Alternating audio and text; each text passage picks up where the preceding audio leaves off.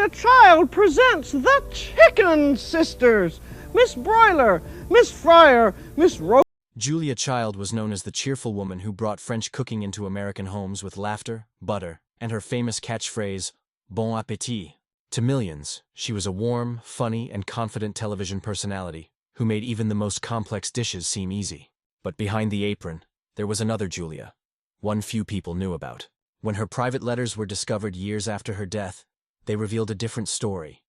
A woman who faced loneliness, insecurity, heartbreak, and deep love. These letters opened a window into Julia's private life, a life full of emotion, struggle, and secrets. For decades, fans only saw the public face of Julia Child, but hidden in her own handwriting were the truths that shaped her journey long before she became America's favorite chef.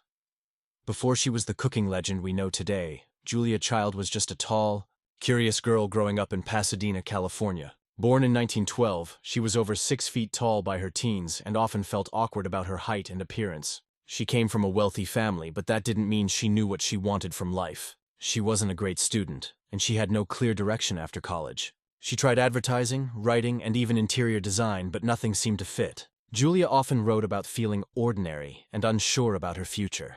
The confident woman we remember on TV was once a young woman filled with self-doubt, unsure if she would ever find her true calling. Her early letters show a restless spirit, someone longing for adventure and meaning beyond the comfort of her privileged life. Everything changed when World War II began.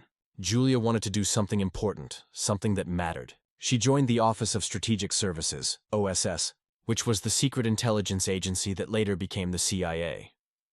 It was during this time that Julia showed the courage and determination that would later define her career. She worked as a research assistant and helped develop shark repellents for naval missions, a strange but vital wartime task. Her letters from this period reveal excitement and pride. For the first time, she felt useful and independent. She also met a man named Paul Child, an artist, diplomat, and fellow OSS officer, who would later become the love of her life.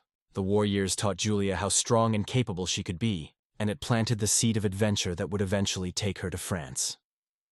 Julia and Paul's love story began in the middle of war, surrounded by danger and uncertainty. Paul was a few years older, sophisticated, and deeply intellectual. He admired Julia's curiosity and humor, while she admired his worldliness and confidence. Their connection grew through shared meals, art, and deep conversations. When the war ended, Paul was assigned to work in Paris, and Julia joined him as his wife. In France, Julia experienced a kind of awakening. The food, the culture, and the beauty of Paris opened her heart and mind in ways she had never imagined. In her letters, she described their early marriage as filled with passion, laughter, and a sense of freedom. Paul supported Julia's every dream, even when she didn't know what she wanted to do next. Their love became her anchor, and the secret ingredient that fueled her future success. Living in France changed everything for Julia. One day, she tasted a simple meal of sole meunière, a buttery fish dish, and described it as a life-changing experience. That meal made her realize that food could be more than nourishment. It could be art. Julia decided to learn how to cook seriously, and she enrolled in the famous Le Cordon Bleu cooking school. It wasn't easy. The classes were full of men who didn't take her seriously, and French chefs weren't used to women in their kitchens. Julia struggled at first, often feeling clumsy and out of place, but she didn't give up. Her letters from this time reveal both frustration and determination. She practiced for hours every day, failing many times but always trying again. Slowly, she began to master the techniques that would make her famous. This period marked the birth of the Julia Child the world would one day love. Julia's path to success wasn't quick or easy. For nearly a decade, she worked tirelessly with 2 French friends to write a cookbook that could teach Americans how to cook real French food at home. The project took years, and there were countless setbacks. Publishers rejected the book over and over again, calling it too long and too complicated. Julia's letters during these years are filled with moments of despair, but also her unshakable belief in the project. She wrote that good food was worth fighting for. When Mastering the Art of French Cooking was finally published in 1961, it became a surprise hit. Suddenly, this tall, funny woman with a strange voice became a household name. Her television show soon followed, and audiences fell in love with her warmth, mistakes, and sense of humor. Julia Child had finally found her purpose. But her letters show that fame also brought new challenges. While Julia appeared happy and confident on television, her personal letters reveal that fame came with loneliness and stress. She often felt exhausted by the pressure to always be cheerful and perfect in public. Julia and Paul also faced struggles. Paul's career in the government ended early, and he had to rely on Julia's growing fame, which wasn't easy for a proud man. He became ill later in life, and Julia cared for him with love and devotion, even as her own career continued to soar. Her letters from this period are emotional and raw. She wrote about missing the quiet, simple life they once shared. Despite the cheerful image she showed on screen, Julia was deeply emotional and sensitive, often writing about the challenges of balancing love, fame, and personal peace.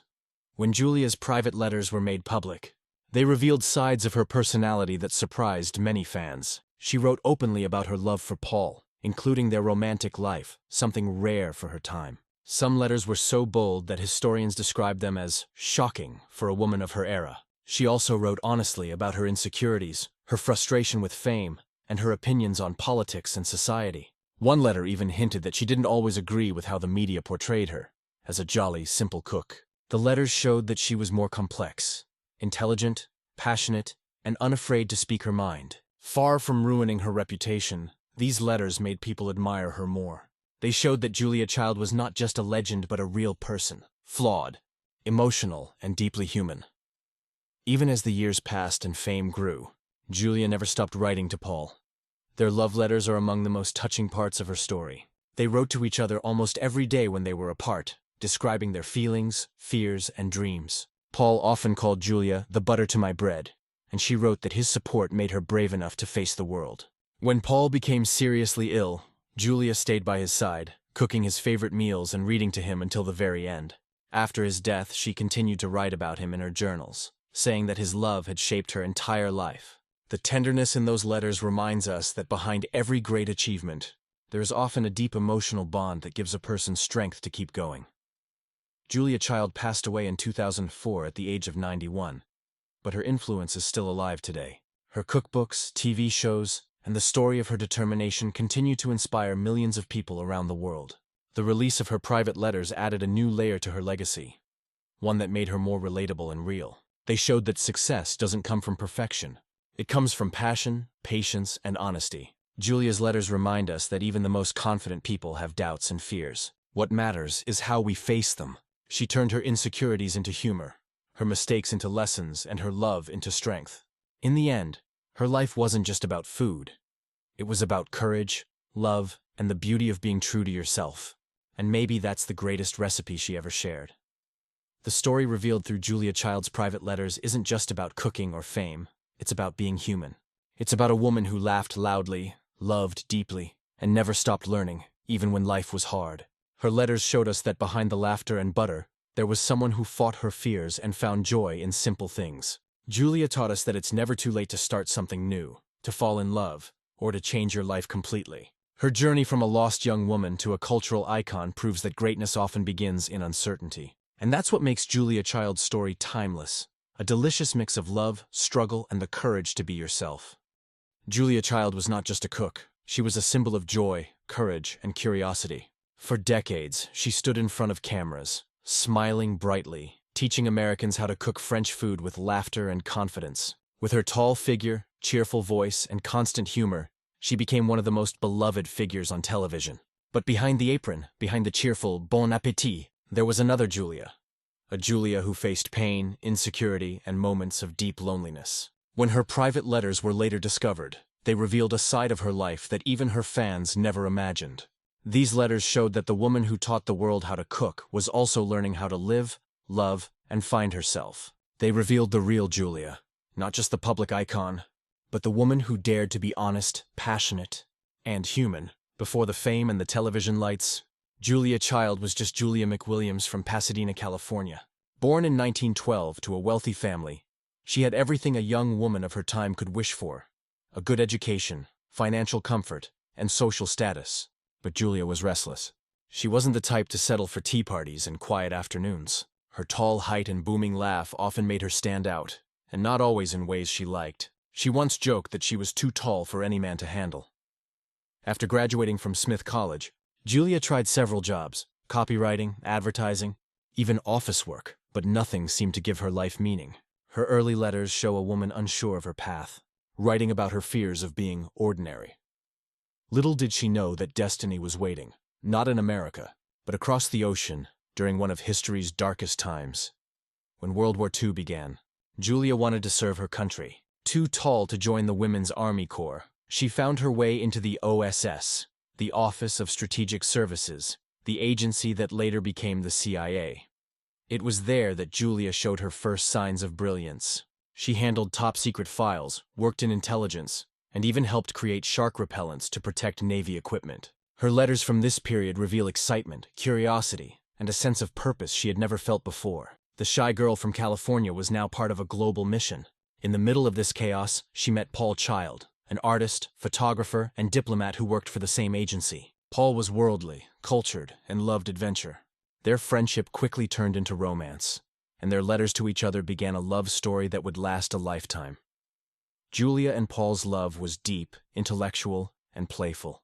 They teased each other with humor, shared ideas about art and life, and supported each other's dreams. In one letter, Paul wrote that Julia was the butter to his bread, a phrase that later became famous. Julia described Paul as her dearest taste tester and critic. When the war ended, Paul was posted to Paris with the U.S. government, and Julia followed him as his wife. It was in Paris that Julia's world opened in a way she never imagined. The smell of fresh bread, the taste of creamy sauces, and the energy of French markets filled her with wonder. One meal, a simple fish dish with butter and lemon, changed her life forever. That was the moment she fell in love with cooking. Paris didn't just teach her how to eat, it taught her how to live. In her letters from Paris, Julia wrote about the magic she found in French kitchens, and also about her struggles. She enrolled at Le Cordon Bleu cooking school, one of the toughest culinary institutions in the world. Most of her classmates were men, and they didn't take her seriously. She was older than them, clumsy at first, and her French wasn't perfect. But Julia was stubborn.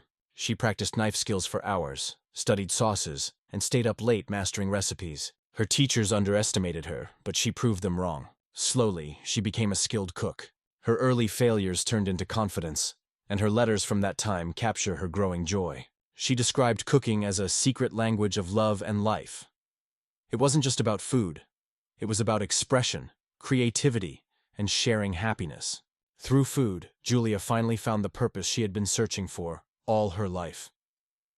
Julia's passion for cooking didn't stop at school. Along with two French friends, Simone Beck and Louisette Bertholle, she began writing a cookbook that could teach Americans how to cook authentic French dishes at home.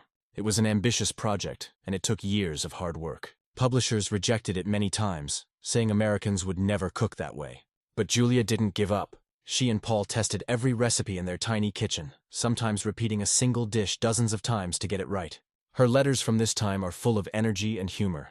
She described the kitchen disasters, the endless dishes, and her excitement when a recipe finally worked. After 9 years of effort, Mastering the Art of French Cooking was published in 1961. It became a bestseller, and Julia Child was suddenly famous. Yet even as she smiled on camera, her private letters showed that fame brought its own kind of pressure. Julia's public image was full of laughter and confidence, but her private letters told a more complicated story. Fame made her happy, but it also made her anxious. She loved teaching and cooking, but the endless demands of television and public appearances often left her exhausted. She sometimes wrote that she felt like she had to always perform, even when she was sad or tired. At home, her beloved Paul was beginning to age and face health problems. Julia cared for him deeply, but it broke her heart to see him struggle. Her letters from this period reveal her emotional side. She wrote about missing the quiet, simple life they once had together. She often reminded herself that happiness didn't come from fame or fortune, but from love, patience, and kindness. To the world, she was a cheerful teacher. In her letters, she was a devoted wife and a deeply reflective woman. When Julia's private letters were eventually published, the world was surprised. They were not just about cooking. They were about love, desire, frustration, and truth. Some letters were passionate and even intimate, showing how deeply she loved Paul.